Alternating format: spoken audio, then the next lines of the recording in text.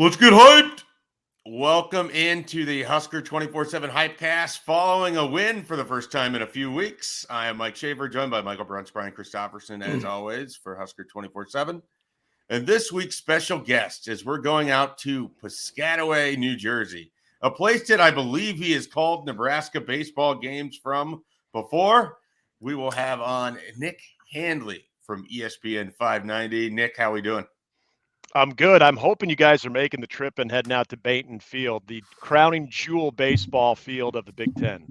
I know it's high on Brunts's list of things to do when he's out there. Do they leave that tent up year round, or does that come down in the winter? Oh, you got to take that down. You can't risk that to the elements, right? I mean, that's your press box right there. So they got to take that thing down.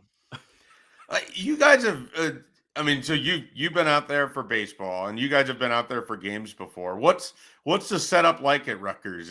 Compare it to other Big Ten schools.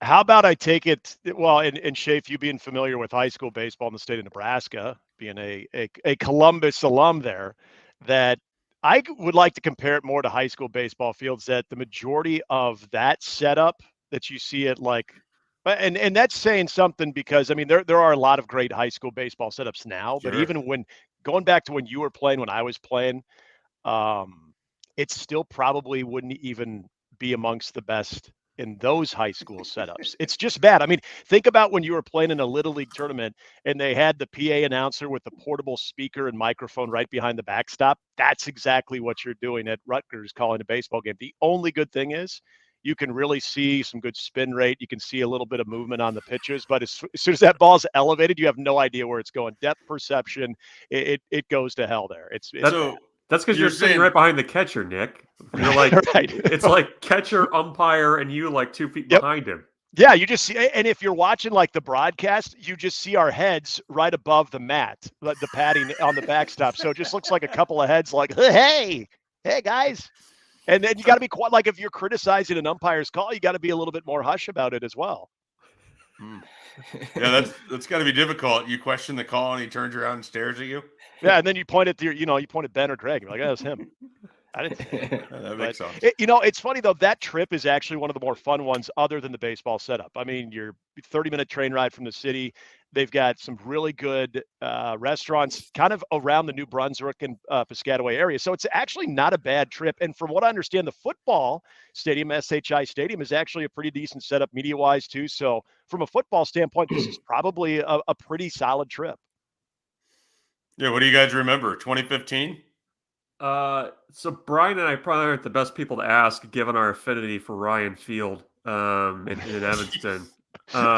However, Nick's right. It's not bad. You got a good view of everything. You're actually kind of down lower. You're not like behind the backstop, but you can see everything. And the only other thing I remember was there's like the hike up to where like post-game media, it's like a 25-degree angle. Like you have to like climb a rope practically to get up there. That's the only thing that's a little tough.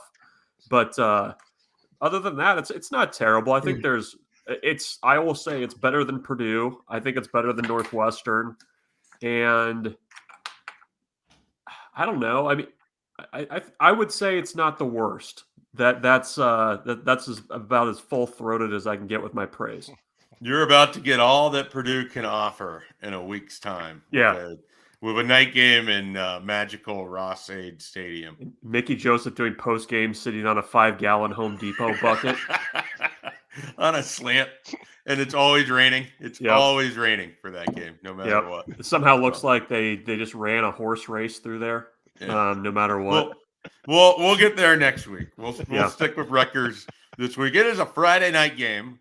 So everyone, my dad called me. He was concerned. He had heard that it was Friday, but had thought that it was Saturday. He needed me to explain to him that it was definitely a Friday game, that this wasn't some sort of elaborate ruse being pulled on him. So, if anybody else needs that, they are playing for sure on Friday at 6:00. So that will be happening. All right, let's dive right into it. We'll start with the offense as we always do. Nick Handley, what were your thoughts on Nebraska's decision to pull Casey Thompson when they did, and then the explanation that sort of followed afterwards? Like at first, I just assumed, okay, he's hurt, and we learned about like the litany of ailments he's dealing with right now, and so I'm thinking, okay, yeah, he's banged up, he's still getting worked on, what have you, and then to find out, well, we got to give Chuba some reps. It was, wait, are you trying to sort of kind of put us off the scent there of maybe, Casey dealing with a couple of things that they just don't want to shed some light on, or is that true?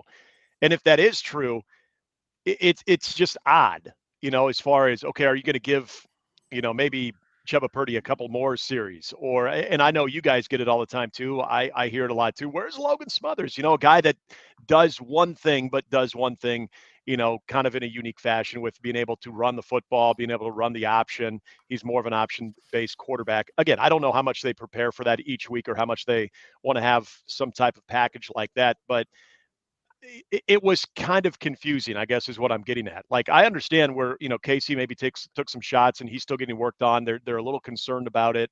And so they want to give Chuba Purdy a couple of reps to further evaluate Casey. But the explanation that I kind of gathered was, no, this was sort of part of the plan. So I'm not against it either way. I mean, obviously, if he's injured, you got to play the next guy, or if he's even banged up for a little bit, you got to play the next guy. But the one thing of, okay, well, we got to give him some reps. We got to get Chuba some reps. It didn't seem like that was, organized. That wasn't, okay, this is when we're going to play Chuba. This is the time of the game that we ideally would like to play him. That's kind of what I took away from it. BC, yesterday, Brunts and I had sort of discussed Anthony Grant and Nebraska loading him up with 31 carries. It's most that we had seen for a Nebraska running back. And in some time since Trey Bryant, which led us down that path that we don't have to continue into today's podcast. But where are you sort of at with Anthony Grant? And do you think that becomes a consistent part of this offense where, I mean, we're talking about a guy that instead of 15 carries, we're talking about 25 to 30 as a way for Nebraska to be effective on offense, or as another weapon for them?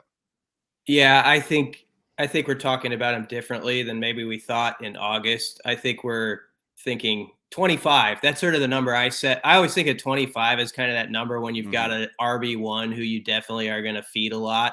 And then sometimes you go a little above, sometimes a little below, just depends on the game. But I would set that as sort of the number, I think, going forward. I think it's going to be around there, give or take a few. And then, Gabe Ervin, I do think, needs to be effective as this season goes along to help, not make it so Anthony Grant's carrying it 35 times every week. And I think Gabe Ervin, I'm kind of intrigued what he can do, honestly, because it feels like it's been stop and start type of deal for him so far in his career for various reasons. But yeah, I mean, Anthony's one of the best backs we've seen around here in a while. And so you feed your best player. He makes stuff out of nothing sometimes. He's one of those guys you can give the ball, and even if you're O-line, if a guy or two misses a block, he ends up making 7 yards out of it. I feel like he has really good vision, and I think he has pretty good patience too. Like, I think, late in that game in the fourth quarter, you saw a run or two where he kind of sits in the hole second, and he plays a little chicken, and then boom, pops in and gets 6 or 7 yards. So I've been very impressed with him. And let's remember, he toted it a lot at the JUCO rank. So this isn't, I know it's a different level, bigger guys, all that stuff, but he's not unfamiliar with this. And he is a more durable, bigger size back than I imagined when he arrived. That impresses me about him. One thing I noticed, he had some heads up running where if he was along the sidelines, he'd try to get himself down so that clock would keep running. I mean, you don't see that from every running back. And so I definitely thought that was worth remarking on. Brunts, something that is a little concerning to me. The very first game of the year, Travis Vokolek, heavily involved in Nebraska's offense. They were able to feed him the ball in the middle. Maybe it was game plan specific against Northwestern, but up until his injury, he looked to be among the most effective players on Nebraska's offense. Oklahoma was Oklahoma.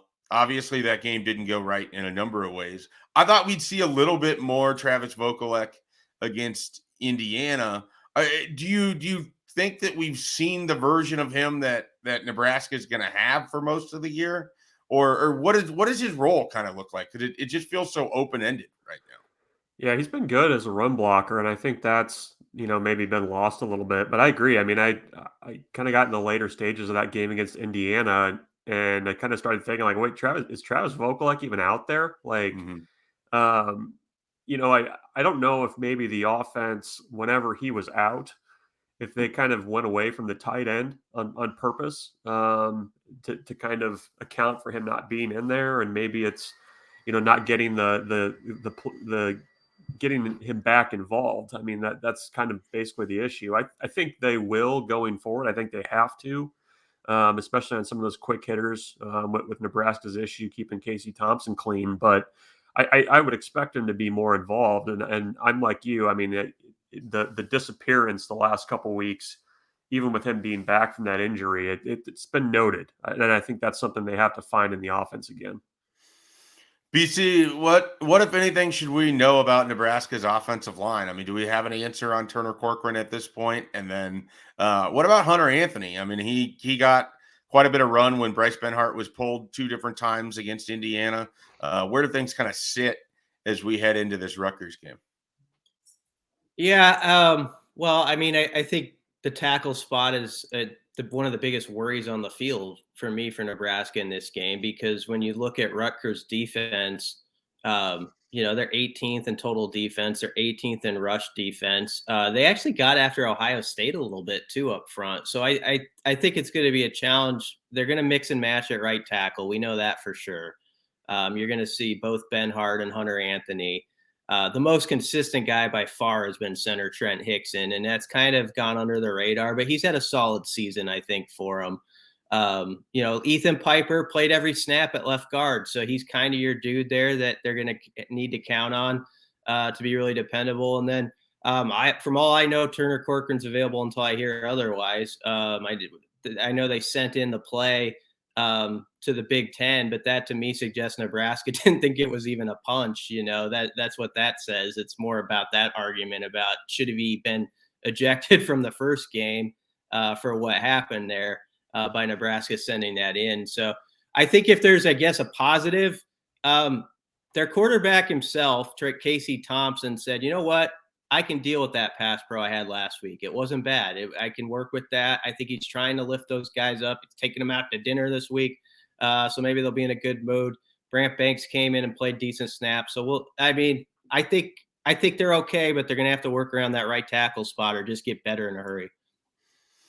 Jumping over to the defensive side of the ball, Nick Handley, we saw Bill Busch have his opportunity to kind of put his fingerprints on what Nebraska was doing defensively. What did you see in sort of his first game as Nebraska's defensive coordinator, and what do you think is potentially sustainable out of Saturday?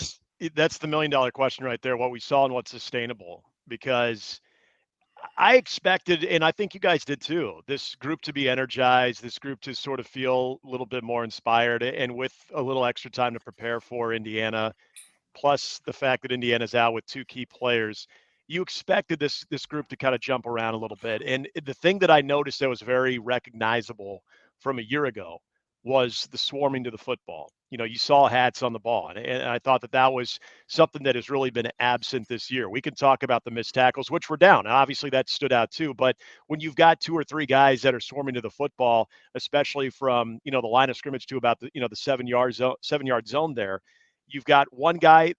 Chances are that probability of missing a tackle is going to be a lot greater than when you have 2 or 3 guys there. So just their ability to get to the football in that area, I thought was noticeable. And then the guys that I think we've expected a lot from throughout this year, guys like Nick Henrich, who I get it, he's been injured. He's been limited that way. But Luke Reimer, who feeds off of, I think, the play of Nick Henrich, those 2 looked more like them. Garrett Nelson's presence, I thought, was very evident in this game. It's been a little bit inconsistent in prior games. I thought even Quentin Newsome was fine. And then you kind of get that spark from Malcolm Hartzog, which the bigger play was in special teams, but just his energy, a guy that, they felt like earned the right to get some reps in there, and he made the most of them. So all of that was good. All of that is what stood out to me. What's sustainable is, I just think this sounds so elementary, but I think it's the energy level that they come with. I mean, you guys have always heard that. The defense is desire, it's passion. You got to have dudes, obviously, in the Big Ten. I still feel Nebraska has some dudes. It's just technique. It's being able to line up quickly. That surprised me that they were able to do that as well as they did against this Indiana team that wants to go tempo. I thought that was a point of emphasis that for the most part, I thought they did line up correctly, line up on time to where they were able to get set up. And I think that also maybe, I don't want to say took Indiana by surprise, but I think that also limited what Indiana could do, even being shorthanded like they were. So can Nebraska kind of lean on those fundamentals, knowing that there are other teams, not a lot, but other teams that remain on their schedule that will go tempo at times? I think Purdue's a good example that will try to push that every now and then. I think that's something that this defense can draw from that experience. But I think also learning and understanding the amount of guys that you're able to have that lateral movement, getting to the football, putting multiple hats on the ball carrier itself. It's amazing how few tackles are actually missed. And so I do think that that's sustainable. I really do.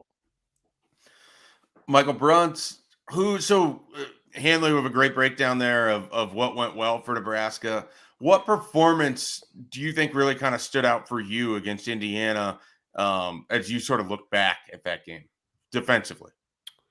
Well, Luke Reimer had that huge interception that was, kind of Levante David in 2011-ish. But I thought that was the first game with him where you'd kind of seen like the Luke Reimer that you were expecting to see this year. He looked like he was playing quickly, was running around and not a step slow, and was tackling well once he got to the ball carrier. So I think he was the one that probably stood out the most. Garrett Nelson got after the quarterback a little bit, and we got hit on this yesterday too. But I mean, that was probably the flashiest game we've seen from Ty Robinson as a Nebraska football player. And I don't think that there was any magic potion there. I think it was just, this coaching staff challenging him and just kind of simplifying things a little bit. I mean, I think Ty Robinson is an emotional guy. I think he can kind of feed off of just a simple get after the quarterback and kind of raise hell approach. And I think I'm more eager to see if Reimer and Robinson, kind of the guys up the middle in that defense, if they can stack another game on top of that performance against Indiana, because I think both of those guys were easily as good as they've been this season. And I think, the overall performance of the defense, I think kind of reflected those two guys. BC Rutgers offense has struggled quite a bit this year. Nebraska's defense has struggled quite a bit this year. As you look at these two teams, is there a clear edge for either when Rutgers offense meets Nebraska's defense on Friday? No, I think you'd call it a toss-up. Now, I would say I think Nebraska has the compass pointed a little bit more in the right direction after the last performance. But then again, Rutgers played Ohio State, so what do you expect? But Nebraska's got some mojo because of that. There's a little bit of, you can tell it around the stadium this week. They're really pumping up the vibe too. I mean, other side of the ball here, but Whipple, even the other day, the way he went on about, let's go for the division. Like, these guys have to believe that they can, do that. Like, I think they can. And so that's kind of the sentiment. I get choked up talking about it. It's so emotional. Just thinking about like a division race in late November. Do you need a moment? We can stall for you. No, I'm good. Now you got me going too. No, yeah, it does. It gets in your eyes a little. But I just think this defense has fed off of Bill Bush's simplification, and I know that's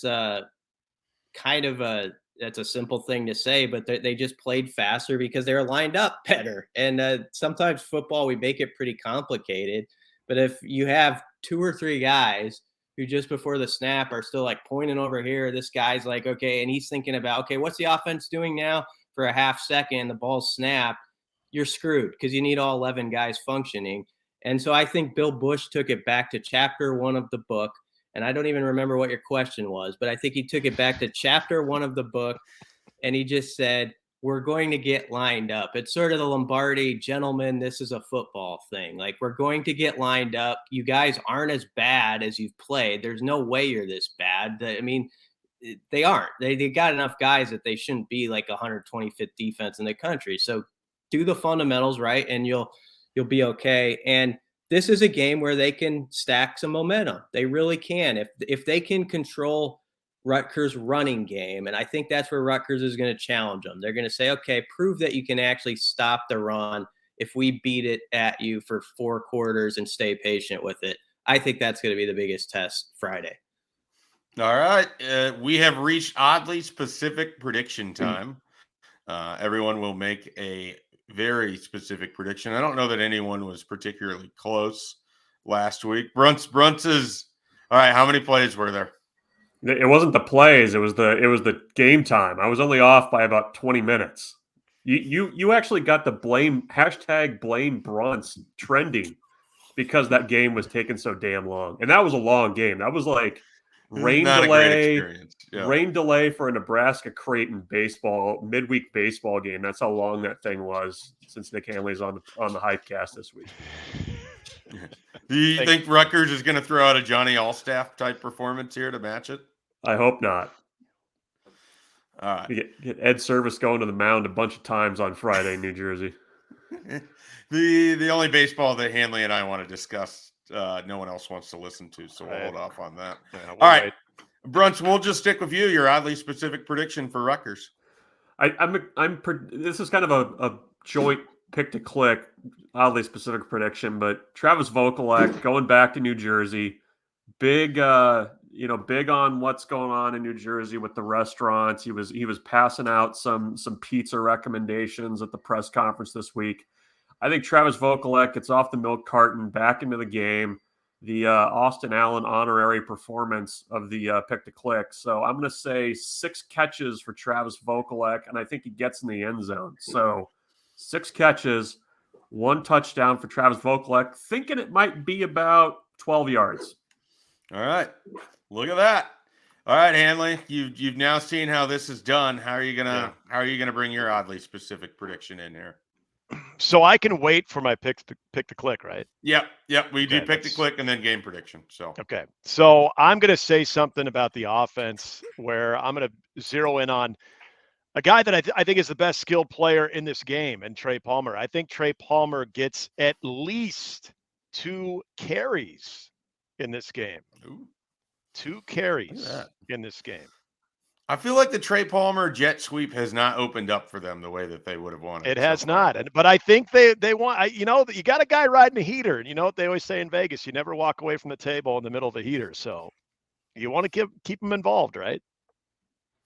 I would love to see what a heater is like in Vegas since it's frigid cold every time I draw the cards. But all right, so 2 carries for Trey Palmer. I'm going to toss mine in there. Aaron Cruikshank is going to do it again. Another kick return for a touchdown allowed by Nebraska. It will come at a time in which Nebraska has just put themselves up by 2 scores, feeling okay about itself, kicks off, bam, Aaron Cruikshank ruining your life again. BC, what do you got? That's pretty good. I'm going to say, still special teams wise, Timmy Bleekrode, who feels like I don't see a lot of him. I mean, he's not really been involved a lot. He's going to make 3 field goals in this game, and one of them is one's going to be pretty important, and one of those will be a 38-yarder that hits the left upright and bounces in. No double doink, but it's just a single doink off the left upright and in. He goes 3 for 3, and I'll throw one more in there. I think Miles Farmer, who's been sort of I would say a punching bag sometimes with this defense, he's going to have a pick. He's going to have one of those plays. Remember the Northwestern game where he had 2 of them and he returned the one inside the 5. He's going to have something like that where he steps in front of something and carries it into the red zone and sets Nebraska up nicely. Okay. All right. Those are our oddly specific predictions. Got Travis Vokolek touchdown. We got Trey Palmer 2 carries. We have Aaron Cruikshank ruining Nebraska's life. And we have Timmy Bleekrode on a double doink. Not a double single. Or a single doink, sorry. A single doink. And then you threw in a Miles Farmer interception for fun there. All right. Pick to click. Handley, you're ready to roll. Let's jump to you. So you would think that I would say Trey Palmer, which I think is a fantastic selection because of my oddly specific prediction. Or maybe you go with the obvious in this one, Anthony Grant, which again, another fine prediction. But I'm going to go the other way with this. Based on the way the defense played last week, swarming to the football, high energy. If they can carry that over, there's one guy that I really point to that can kind of wreck the game, and in a good way for Nebraska and wreck Rutgers, and that's Garrett Nelson. I've been down on Garrett. I've been high on Garrett. It's just the way he's played. But if this team is feeling confident, if they feel like they are playing with that motor, he's the guy that has the motor more than anybody. So I'm going to go Garrett Nelson. I think he gets a couple big TFLs, a big sack, might even get something in the turnover department too. So I'll go with Garrett Nelson. BC? Yeah, Garrett's a good one. I'm going to say I think Ty Robinson's going to build off what he did Saturday. Sometimes you need the right voice, you need the right guy sort of challenging you. And I've always thought, like Matt Millen said himself, we wrote about that. Matt Millen told Bill Bush, there's something in that guy. You got to get it out of him, basically, is what he said. And, maybe this is a takeoff point. So I'm going to say Ty Robinson. Brunts? Yeah, I'm still rolling with Vokolek. I think he's going to be the biggest deal in New Jersey since Springsteen in this game. So Vokolek.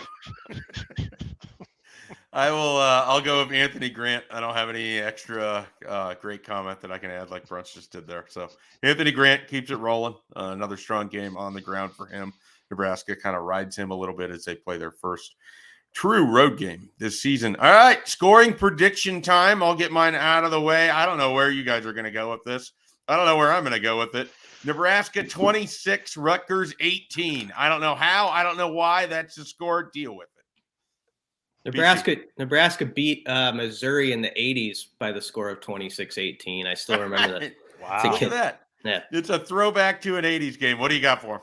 I'll say 23-20. That keeps with my 3 field goals for Bleak Road. A very tight game. He hits one with about 3:22 left. That could be specific too.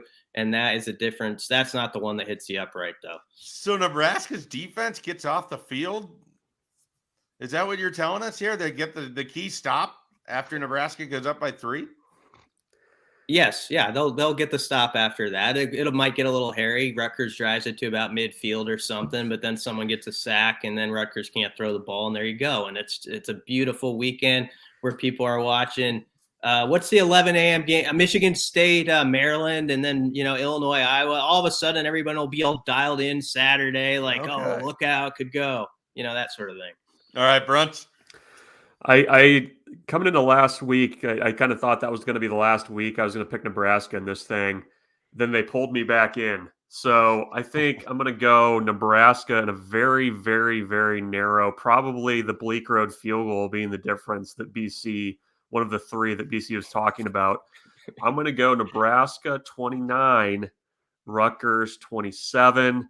There's going to be, some relieved and happy Nebraska fans milling about Central Park on Saturday, getting ready for that big Bama game in the afternoon on CBS. So look forward to that. But I think a very narrow Nebraska win, and the Mickey Joseph talk gets a little bit more hot and heavy going into the Purdue week. All right, Handley, close it out. I took Indiana last week. That blew up in my face. I am in the mindset that I feel many people are of I'll get on board after I start to see it. So I'll believe when I see it. I liked what I saw last week, and I like where Nebraska's coming in compared to where Rutgers is coming in on this one. Even with a short week, I'm kind of in the same ballpark as you fellas, though. I'm at 27-24. I got a 3-point win for Nebraska, but I think they kind of like what you said. Hopefully the Crookshank, hopefully you don't become a prophet on that one. But I feel like they do stretch out a bit, and Rutgers makes it a little bit nerve-wracking at the end. Okay. All right. Look at that. 4 predictions for Nebraska, Rutgers on Friday, 6 o'clock, BTN. We will have all the coverage. Both Brunts and BC will be out there. We'll have plenty of post-game coverage, plenty of coverage throughout the weekend. So be sure to check out Husker247.com. Handley, thank you. for joining us here on the Hypecast. I know you have a busy weekend ahead.